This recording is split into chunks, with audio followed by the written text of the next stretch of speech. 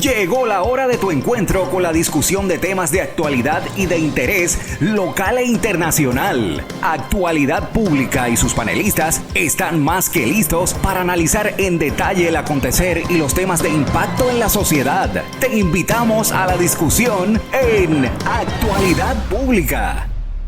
Saludos amigos y amigas, es viernes, hoy 21 de abril del 2023 y son las 4 de la tarde, hora de dar comienzo a Actualidad Pública por Católica Radio, Católica Televisión y las redes sociales de la Pontificia Universidad Católica de Puerto Rico.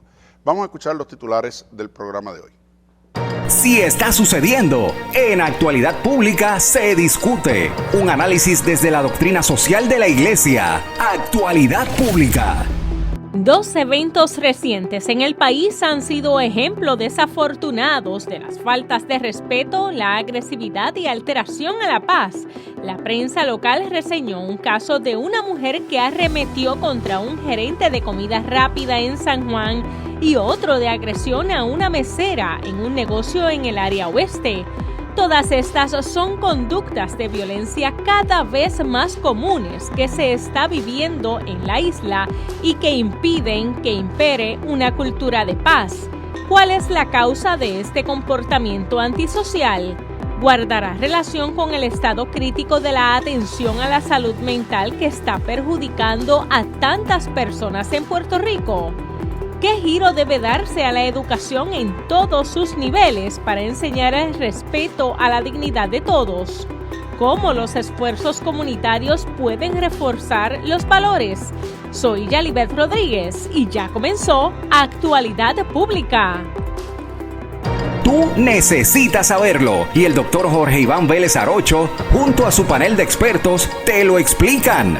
Actualidad Pública. Como cada semana les saluda y les da la bienvenida a este espacio a ustedes y a los compañeros en el panel, el licenciado José Frontera Ajenjo, vicepresidente de Asuntos Administrativos de la Pontificia Universidad Católica de Puerto Rico. Con nosotros en esta tarde se encuentra el presidente de la universidad, el doctor Jorge Iván Vélez Arocho. Saludos, Jorge Iván, buenas tardes. Saludos, Josian, saludos, Lisa, Leandro y nuestra querida teleaudiencia. Es un placer estar con ustedes en esta tarde junto a nuestros queridos amigos, estudiantes técnicos que nos acompañan viernes tras viernes. Está con nosotros el doctor Leandro Colón Alicea, vicepresidente de Asuntos Académicos de la Universidad. Saludos, Leandro, buenas tardes. Buenas tardes, Josian, Lisa, Jorge Iván. Un saludo muy afectuoso a todo el público que nos acompaña todos los viernes por la tarde. Y la licenciada Lisa Riestra Carrión, ayudante ejecutiva del presidente. Saludos, Lisa, buenas tardes. Saludos, José, buenas tardes, presidente, Leandro Colón, y todos los que nos siguen y escuchan y ven semana tras semana por este espacio.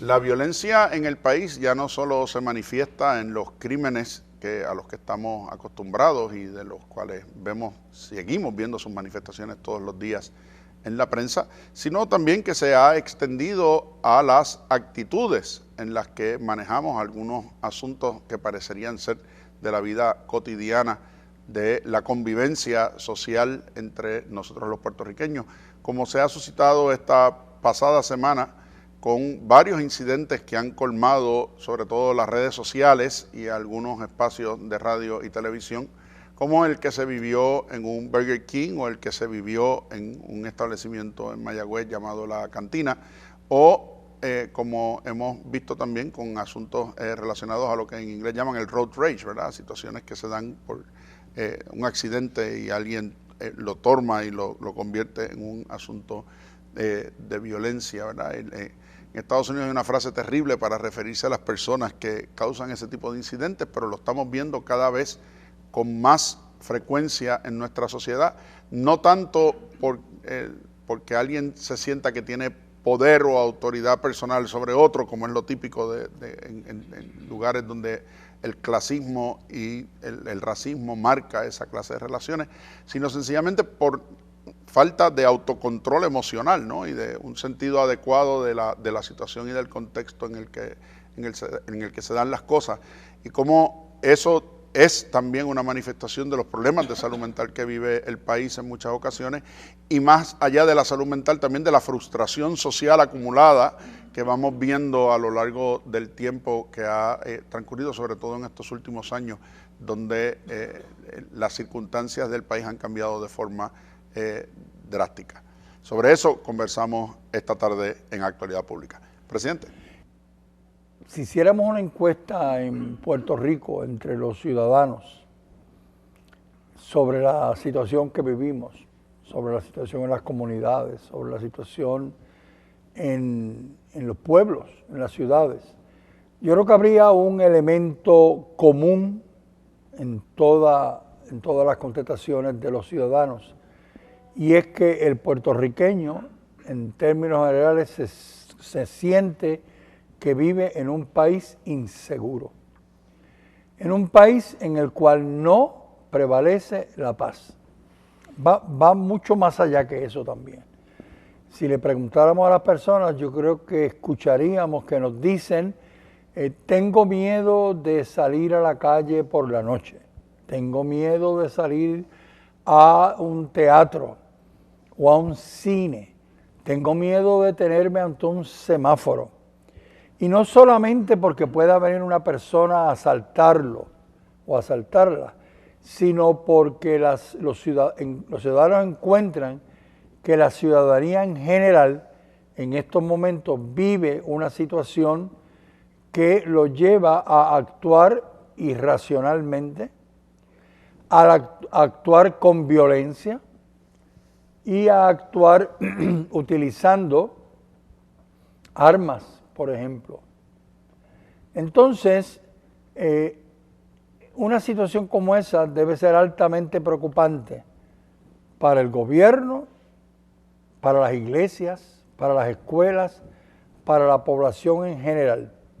Porque una situación de inestabilidad, de violencia, de inseguridad, es una situación que afecta no solo a la convivencia de los individuos, de las personas.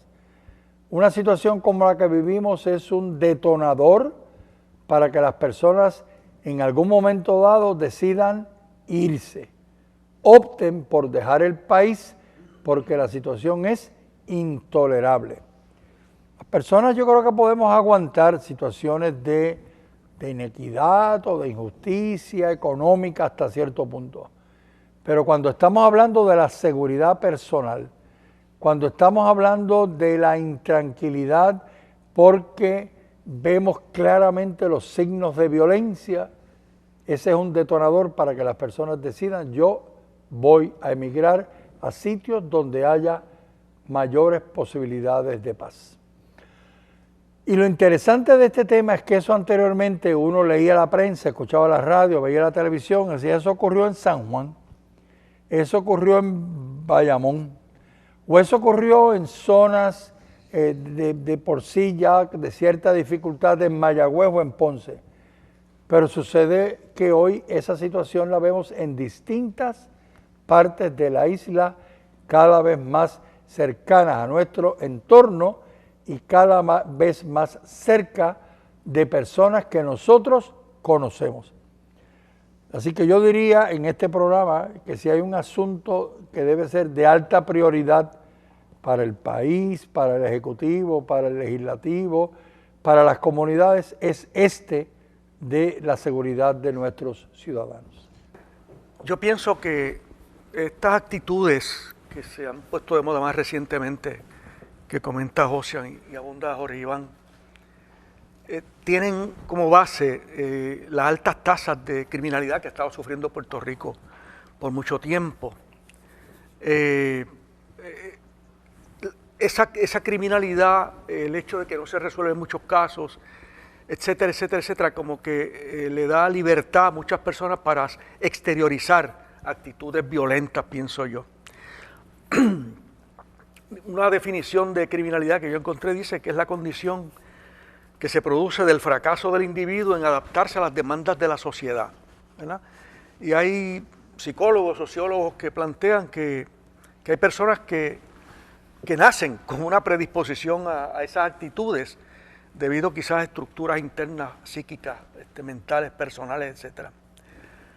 Pero eso tiene muchas otras explicaciones, es un tema que tiene muchas vertientes.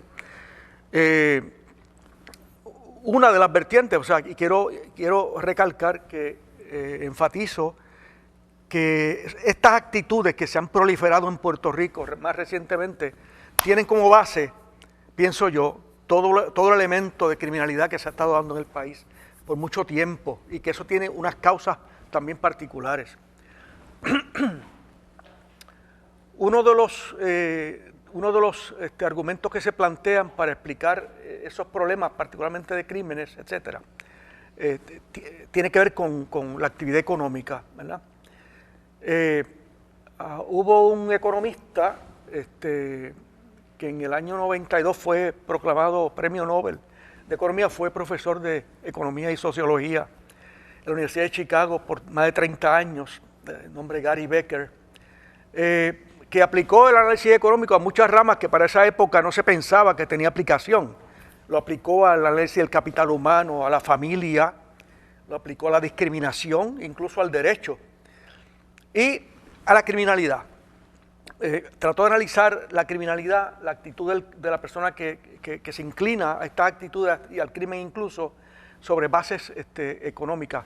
Y planteaba un razonamiento que lo hemos mencionado aquí en otras ocasiones, que es el razonamiento que se utiliza para explicar las acciones económicas de consumidores, de empresas, etcétera. Y es que cuando usted va a tomar una acción en cualquier campo, usted hace un análisis interno racional de cuáles son sus costos los costos y beneficios de usted ejecutar esa acción. Y si los beneficios que le añade a usted esa acción superan los costos, usted procede. Y ese tipo de análisis se aplicó a estudiar la criminalidad, y que yo lo extiendo a estas actitudes, porque estas actitudes, en cierto sentido, aunque no conlleven la muerte de una persona, son crímenes sociales también.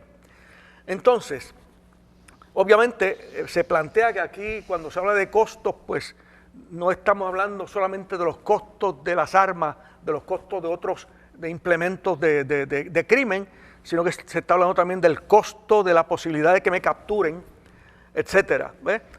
Obviamente los costos morales, éticos de esto, pues no entran en esa ecuación. Con lo que ocurrió en estas últimas semanas, recordé, aunque estoy de acuerdo con lo que nos acaba de decir el doctor Colón, que la causa de la violencia pues es como un poliedro, ¿verdad? Tiene muchas ramificaciones. Pero sí recuerdo, porque lo hemos discutido aquí anteriormente y me impactó la primera vez que lo leí, que uno de los primeros escritos del Papa sobre la alegría del Evangelio, Evangelii Gaudium, nos une esa violencia a la inequidad. Y busqué ese punto que habíamos mencionado anteriormente, que es el 59 de la Evangelii Gaudium. Dice, no a la inequidad que genera violencia.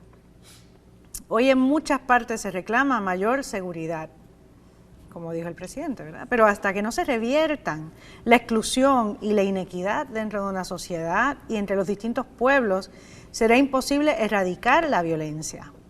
Se acusa de la violencia a los pobres y a los pueblos pobres, pero sin igualdad de oportunidades, las diversas formas de agresión y de guerra encontrarán un caldo de cultivo que tarde o temprano provocará su explosión. Y es algo que estamos viviendo en nuestra isla, ¿verdad?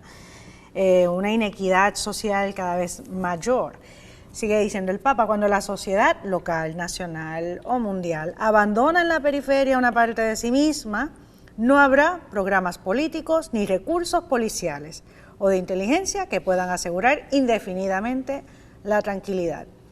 Esto no sucede solamente porque la inequidad provoca la reacción violenta de los excluidos del sistema, sino porque el sistema social y económico es injusto en su raíz.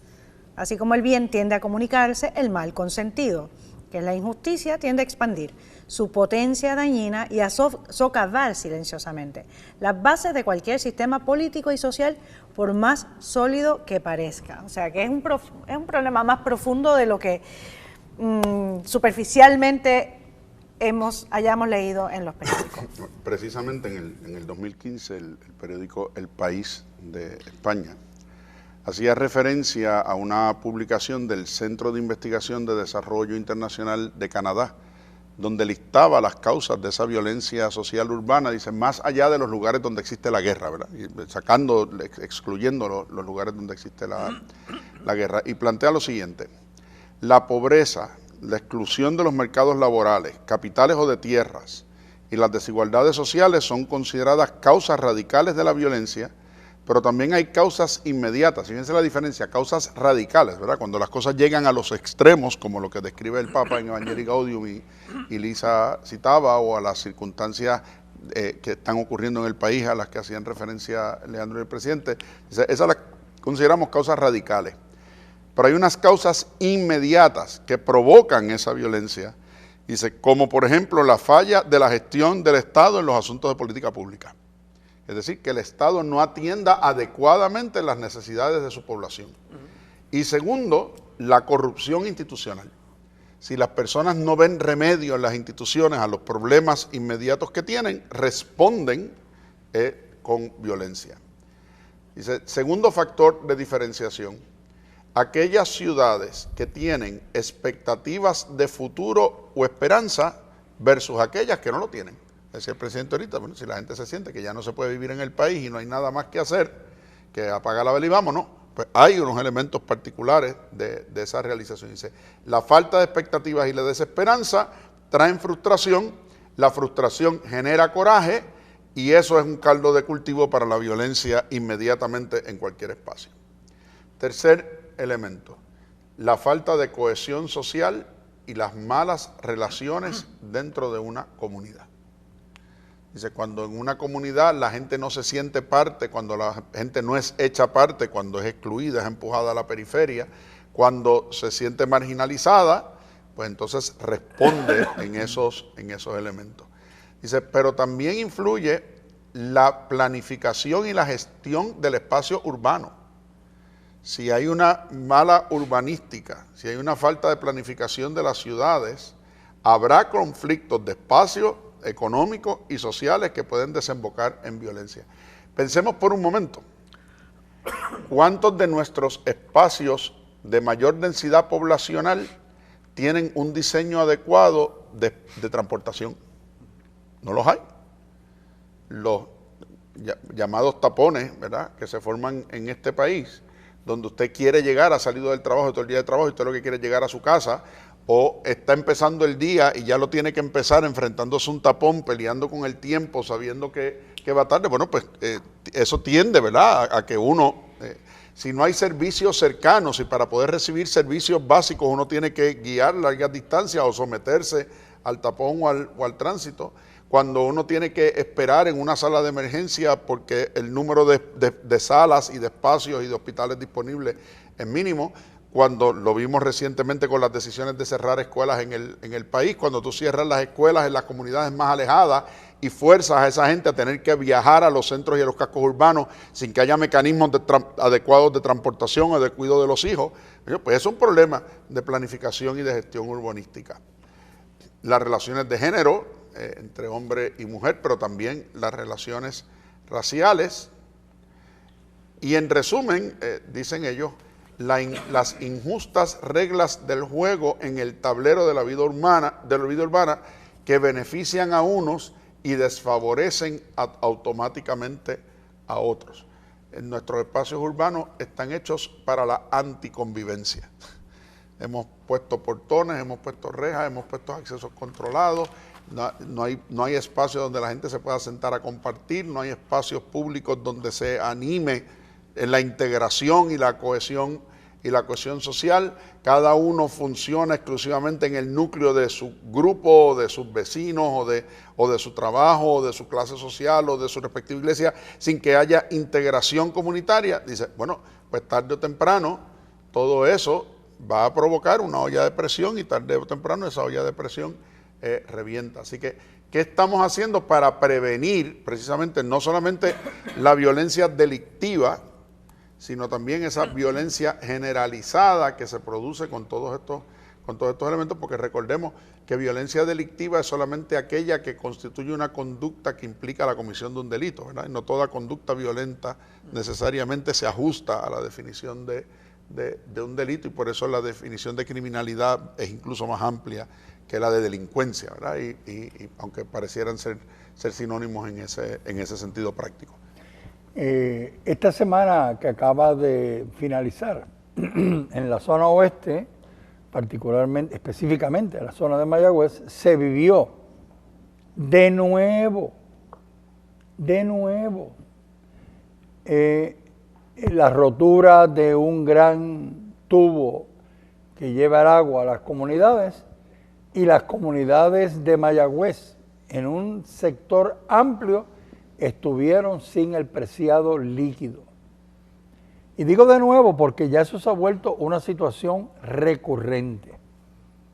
Ya uno espera cada 3 semanas, 4 semanas, que de nuevo se vuelva y se rompa el tubo, el famoso tubo, y que las comunidades de Mayagüez de nuevo se queden sin agua.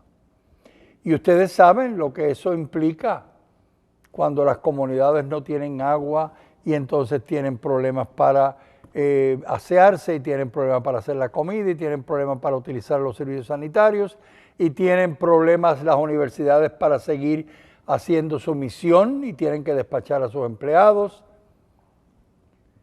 Situaciones que contribuyen a crear un tema de inestabilidad en la población, porque si fuera que ocurre cada cierto número de años, pues uno lo podría entender, porque los sistemas se dañan. Pero cuando la cosa es algo recurrente, me decía un empleado de nuestra universidad cuando estuve por allá el martes, me decía, mire presidente, se rompió el tubo de nuevo, tal parece que lo pegaron con Crazy Glue, porque es una vez y otra vez y otra vez. Entonces, es como crear condiciones para el desastre, crear condiciones para la inestabilidad, crear condiciones para la ausencia de la paz. Y dice las Naciones Unidas lo siguiente, y cito, la paz no solo es la ausencia de conflictos. La situación que vive el pueblo de Puerto Rico no es necesariamente la ausencia de conflictos, ¿verdad? Que se consiguió la paz porque ya no hay conflictos. Convivir en paz consiste, dice las Naciones Unidas, en aceptar las diferencias y tener la capacidad de escuchar, reconocer, respetar y apreciar a los demás, así como vivir de forma pacífica y unida. Y entonces yo me pregunto, las instituciones de nuestro país, gubernamentales, educativas, ¿cómo promueven los diálogos para aceptar las diferencias? Cuando ocurren cosas como las que sucedieron con el tubo en el área de Mayagüez, ¿qué acciones se tomaron para escuchar a la población, para reconocer sus preocupaciones, para respetar la situación en la cual ellos se encuentran y cómo canalizarles soluciones? Así es que el tema requiere acción de parte del gobierno, de las iglesias, de las universidades, de las escuelas, en cómo educamos para la paz. Y plantea un problema adicional de cara ahora, pensando en las justas en las próximas semanas, ¿no? Cuando se añade a eso el efecto del consumo de alcohol, o se añade el efecto de consumo, lamentablemente, de otras sustancias, cómo uno regula y mantiene el orden, y sobre todo en espacios donde los que van a participar de estos eventos, y uso las justas por ejemplo, porque es el que tenemos ahora próximamente, inmediatamente, plantean un disloque a la vida social ordinaria del lugar donde se celebran las justas, porque las justas están totalmente distribuidas y las fiestas y las actividades no están contenidas a un espacio particular, sino que van al centro urbano, donde están las oficinas de los médicos, donde vive gente, donde se hacen tantas operaciones diarias, ¿no? de la vida común, y donde no hay esa discusión previa de consenso a cómo lo vamos a manejar, sino sencillamente esto es lo que va a pasar en los próximos días y resuélvanse como puedan, ¿no? O sea, ¿qué espacio se anima y se propone para cambios de esa naturaleza, como cuando se van a implementar cambios radicales de política pública? O sea, vamos a lo que planteamos ahorita, o sea, ¿cuál es el efecto sobre la comunidad, sobre la ciudadanía de esos cambios y cómo la gente va a reaccionar? Pues llega un punto, lo vimos el verano del 19, donde la gente dice, oye, está bien, pero hasta aquí. Está bien, pero hasta aquí. Entonces le repite de vuelta al Estado lo que el Estado una vez dijo, don't push it, ¿verdad? Hay que llegar hasta unos límites, porque si no respetamos esos límites, ¿cuáles pueden ser las consecuencias sociales de violencia y de desorden? Bueno, y que es un aviso a lo que puede ocurrir, Dios quiera que no, durante el Festival Deportivo. O sea, si esto llega a ocurrir de nuevo, como ha ocurrido en el pasado, la semana que viene cuando está el Festival Deportivo, miles de personas estaremos en Mayagüez a disfrutar de este gran Festival Deportivo. Habría que suspenderlas si la ciudad de Mayagüez y sus áreas limítrofes no tienen agua. O sea, el asunto es serio, muy serio, porque de nuevo, si fuera un evento que ocurrió cada cierto largo periodo de tiempo, pues uno lo puede entender. Pero cuando el asunto es recurrente, hay un problema serio. Tenemos que hacer la pausa, pero enseguida regresamos. Esto es Actualidad Pública por Católica Radio, Católica Televisión y las redes sociales de la Pontificia Universidad Católica de Puerto Rico. Regresamos enseguida. Crisis energética, políticas públicas, manejo de la deuda del país, asuntos de la iglesia, violencia, en fin, asuntos de importancia que impactan la sociedad. Por eso es Actualidad Pública. Regresamos, amigos y amigas, a esta segunda parte de Actualidad Pública, hoy viernes 21 de abril del 2023. Estamos conversando sobre el problema de la violencia social generalizada que está viviendo el país y que hemos visto materializada por los incidentes suscitados la semana pasada que tanta atención han provocado en las redes sociales y en varios medios de comunicación, que van más allá de la mera actividad típicamente delictiva que vive y se observa en el país. Leandro. Lo que Josian planteaba en su turno antes del anterior, con respecto a un estudio que estuvo citando, y que Joribán complementó con la situación esta en Mayagüez del agua, revelan que el problema es bastante amplio y bastante complejo. El problema de las actitudes de las personas, el problema de la criminalidad, de la violencia, porque se ha planteado como elemento importante, dije en el primer turno, la pobreza, la desigualdad como elementos fundamentales, y yo creo que sí tienen elementos fundamentales, pero que no son determinantes necesariamente. Hay países como Etiopía y Vietnam que son países pobres, pero que no tienen índice alto de violencia. O sea, que la cosa es mucho más compleja de lo que aparenta, ¿eh? Ahora, hay un elemento interesante y es el siguiente. Cuando una familia o una persona que genera un nivel de ingreso específico, ese nivel de ingreso lo lleva a adoptar unos patrones de consumo, dentro de ese rango de ingreso, unos patrones de consumo específicos. Cuando ese nivel de ingreso se reduce, por alguna razón, queda desempleada la persona, se le cortan algunos fondos, entra en un problema serio, las personas y las familias van a tratar de mantener el mismo nivel de consumo que tenían previo a la caída del ingreso. Eso es una teoría que se llama la teoría del ciclo de vida del consumo. Y se dice que esas personas, la presión que se les genera interna por querer mantener unos patrones de consumo que ya no pueden ser financiados con el ingreso de ahora, sino que podían ser financiados con ingresos previos, genera unas presiones que inducen a estas actitudes violentas en su relación con los demás. Pienso que cuando una persona, si vamos por la carretera, una persona que va por la carretera y cae en un hoyo, de esos hoyos terribles que hay en algunas carreteras en Puerto Rico, y alguien le da un corte de pastelillo, esa persona que cayó en el hoyo posiblemente esté más propensa a írsele detrás al que le dio un corte de pastelillo y decirle algo.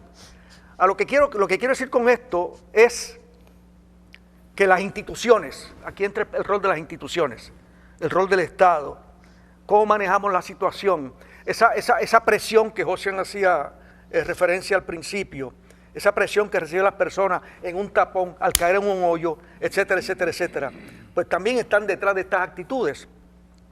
Y obviamente, asuntos que hemos mencionado en este programa anteriormente, y que se mencionó aquí también, el problema de la impunidad.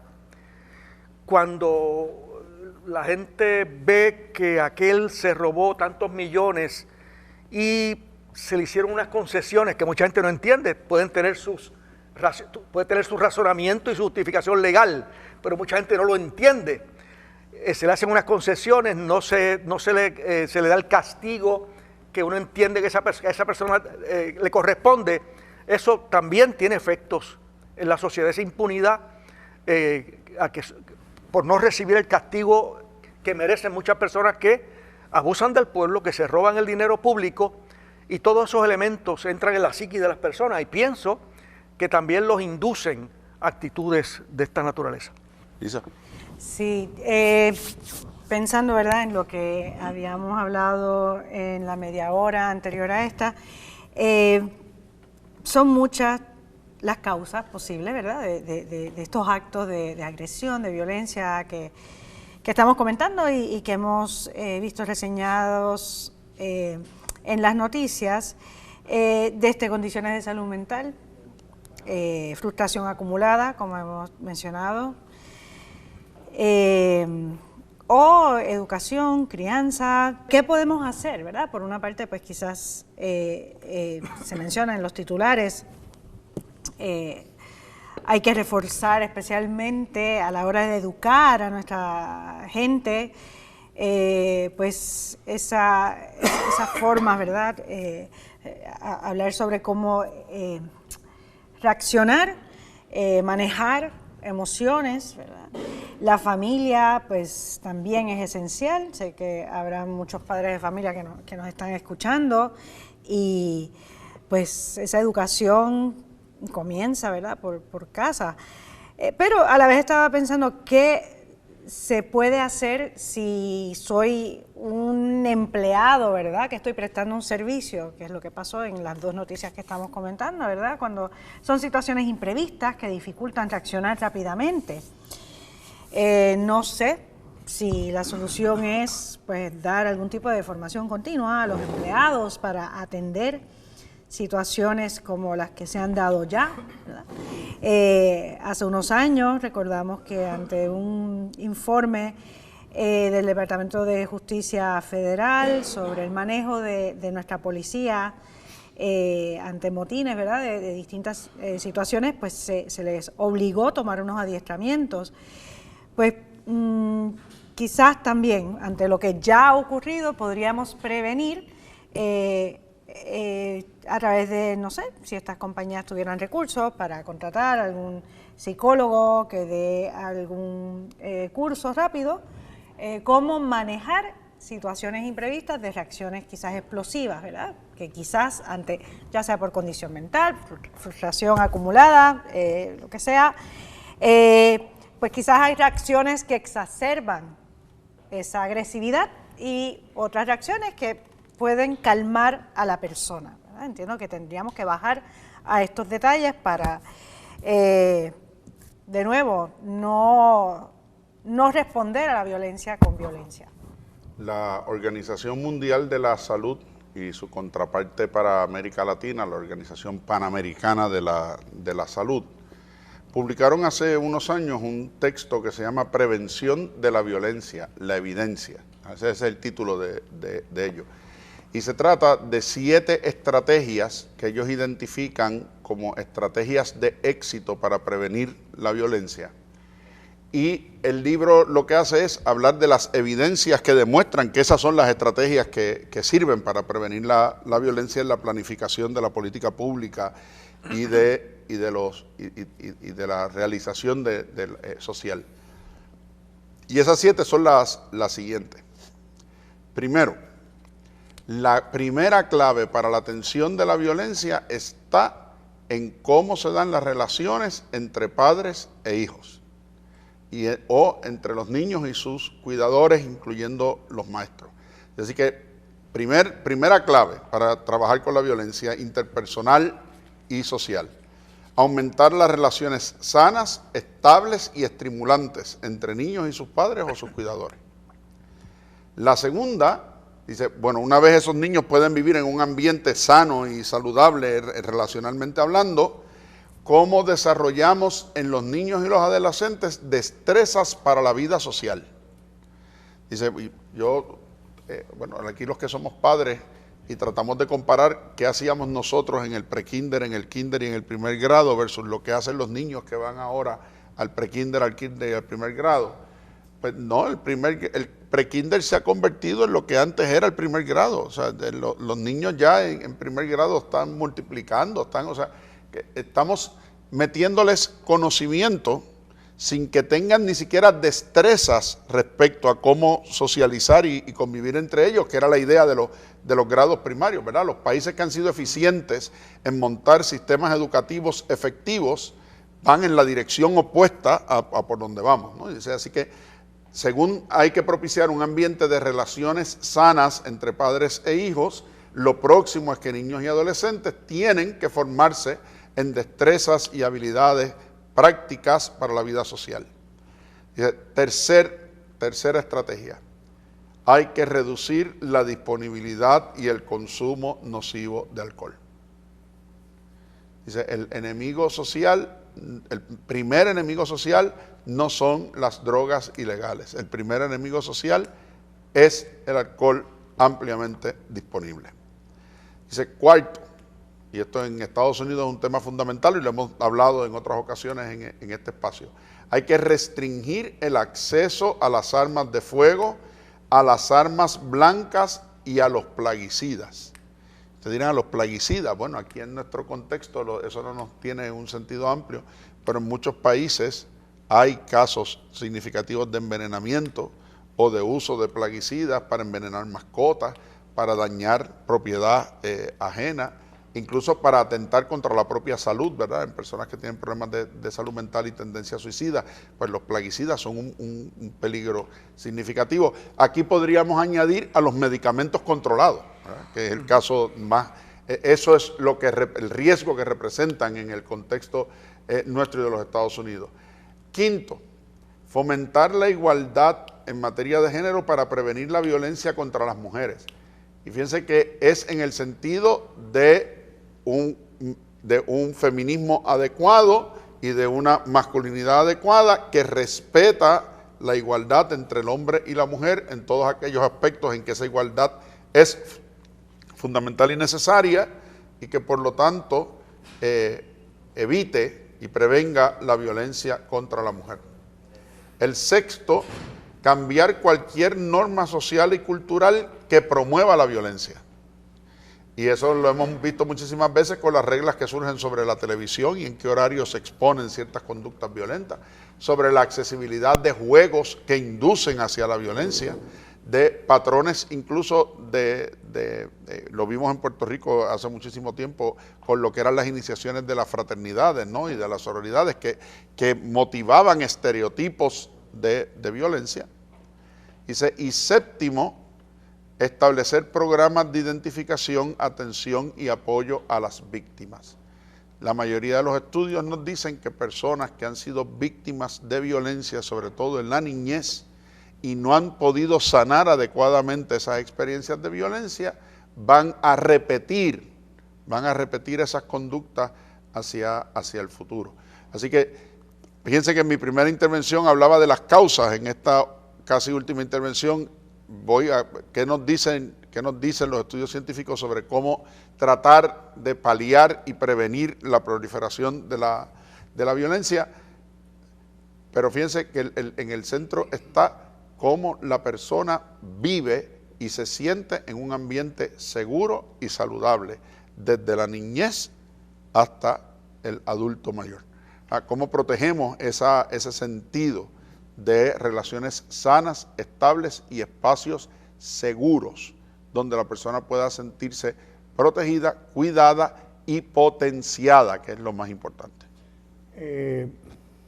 Esta organización española que une a los profesionales de la enseñanza, en el año 2009, esta organización está localizada en Andalucía, publicó en su revista Temas para la Educación un ensayo muy interesante que tituló Valores para una buena convivencia.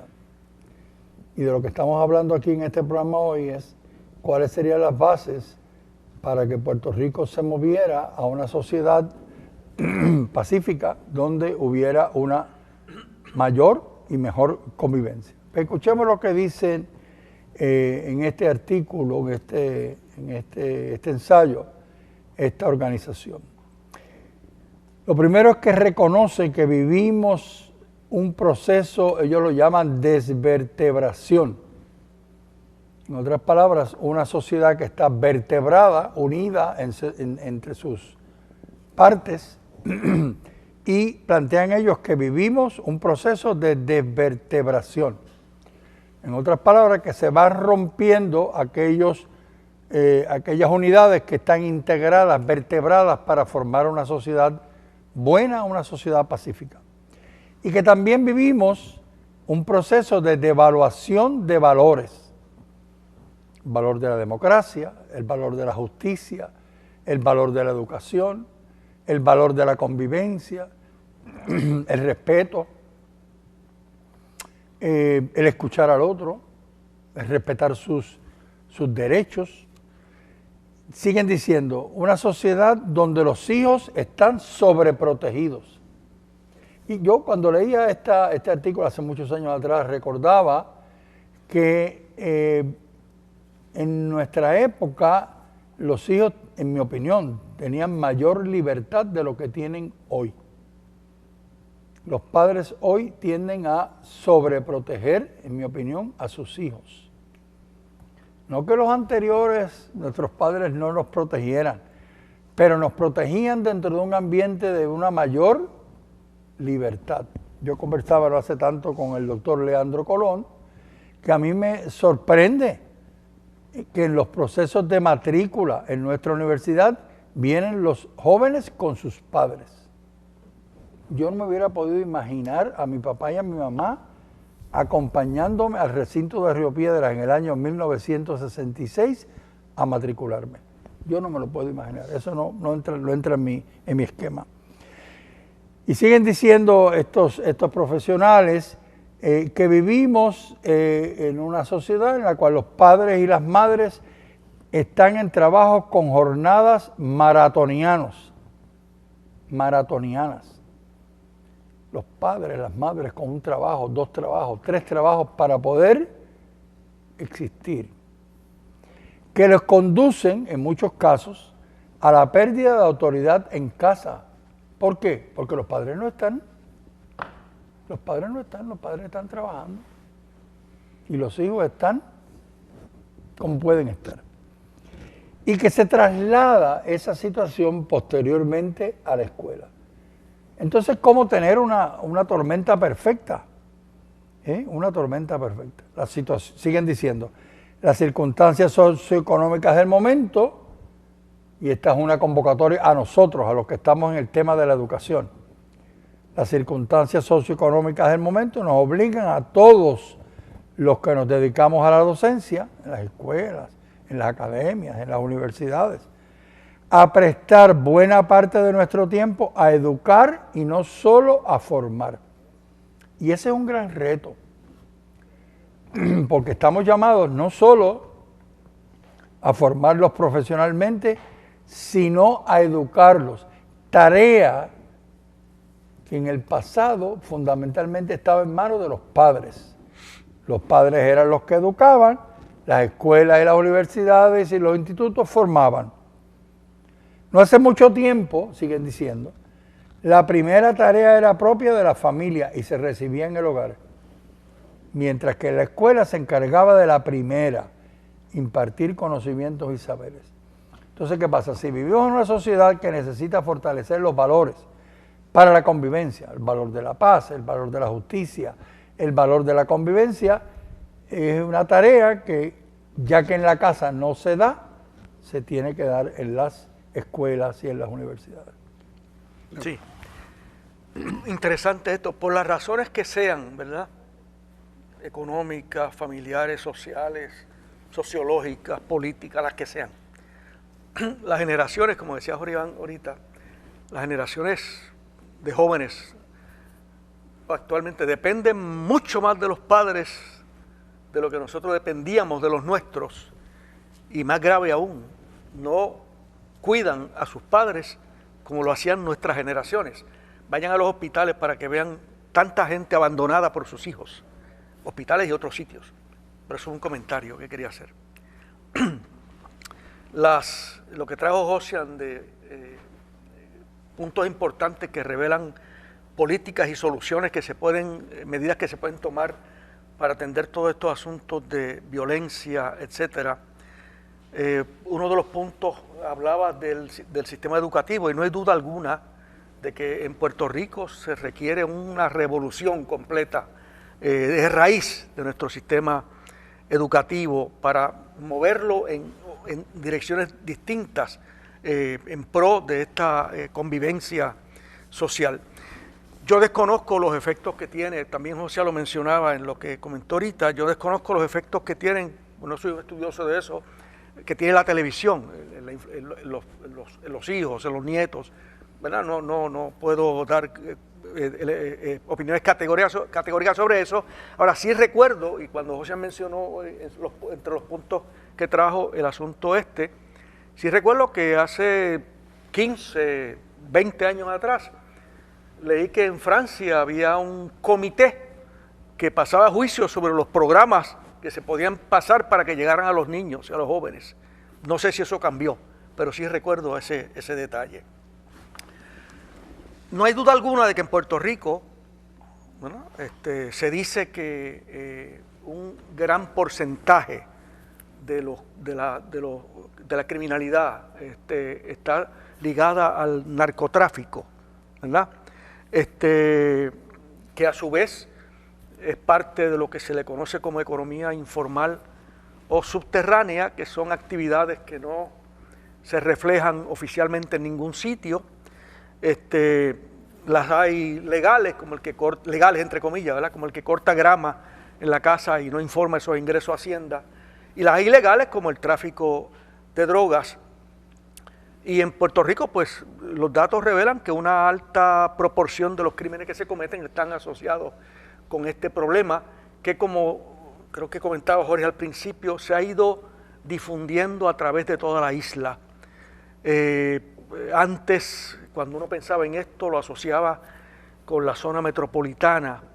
Hoy día, lamentablemente, por las razones que sean, por estas personas querer acaparar o porque son atacadas o presionadas en un lugar geográfico, se mueven a otros, se está invadiendo al país, y zonas que nosotros típicamente eran consideradas como zonas libres, entre comillas, de este tipo de problemática, están siendo vulnerables actualmente y están siendo atacadas por este problema. Lisa.